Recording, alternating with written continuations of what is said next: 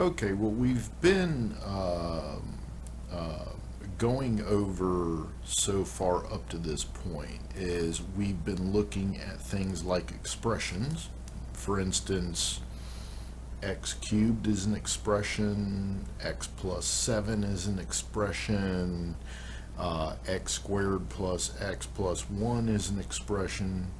Then we move to equations, and equations, essentially, we're putting something equal to the expression, okay? So we would have y equals x cubed, or y equals x plus 7, or y equals x squared plus x plus 1.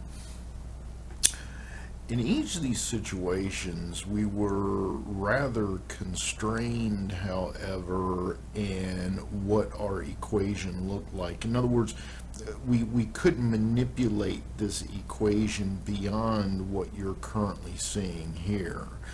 But if we call these functions instead of equations, we can become a lot more flexible with how we present our mathematics.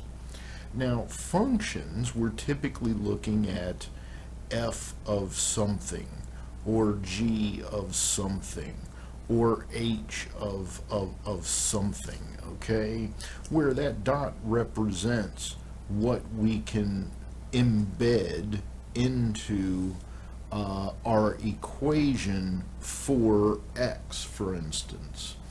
Now, what is a function? A function maps a value for x and a constant into one and only one value of y, okay? So a function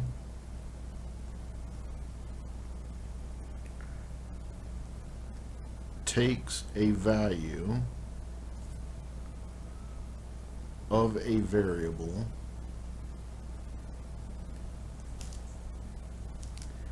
and maps that value to one and only one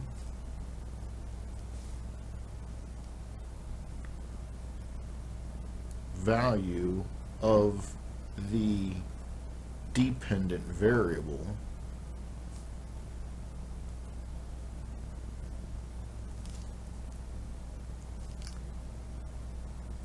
usually denoted by y.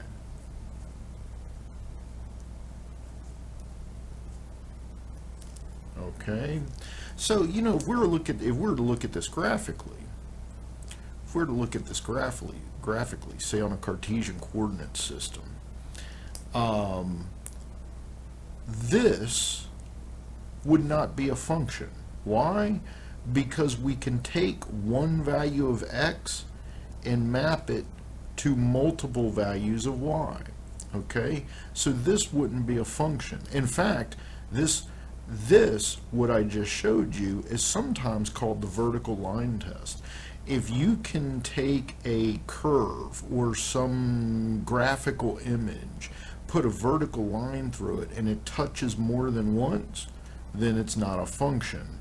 However, this would be a function, right? Because for some value of x, I only get one value of y back, okay? And that's what a function does, or that's what a function looks like. This is what a function does.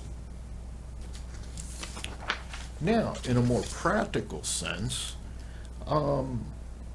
let's assume we had f of x equals x plus 2.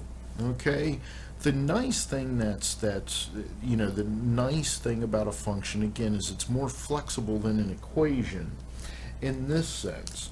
I can put anything in place for x. I can put f of 5, and that's how we pronounce that, by the way. That would be f of x.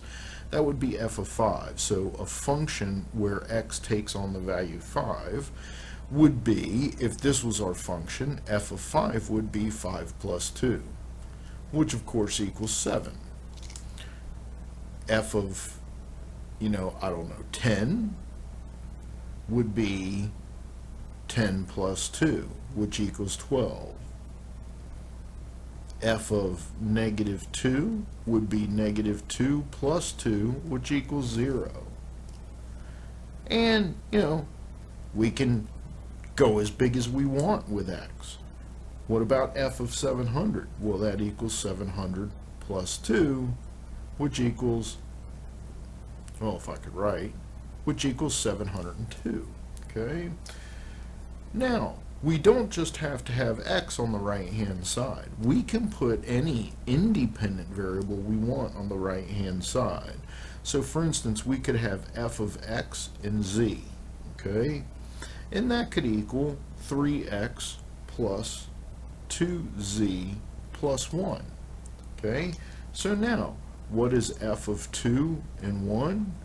Well, wherever there's an x, we're going to put a 2. Wherever there's a z, we're going to put a 1. So this would equal 3 times 2 plus 2 times 1 plus 1.